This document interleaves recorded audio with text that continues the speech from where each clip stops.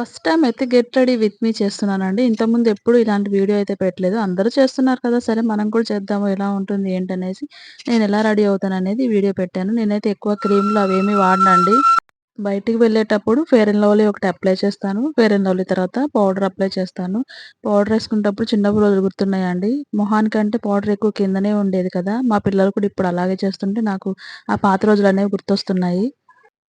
ఇంకా కళ్ళకైతే మెయిన్‌గా కాటుకైతే పెట్టుకుంటాను. కాటుక పెట్టుకున్న తర్వాత స్టిక్కర్ ఒకటి పెట్టేసుకొని, జడ వేసుకున్న తర్వాత సింధూర్ ఉంటది కదండీ! అది అప్లై చేసుకుంటాను. అప్లై చేసుకుని దానిపైన కొంచెం కుంకుమ అనేది పెట్టుకుంటే మనకి చెమట పోసినా కానీ కరిగిపోకుండా, కారిపోకుండా ఉంటది. నీట్‌గా ఉంటది. ఇదిగోండి ఇది సింధూరు.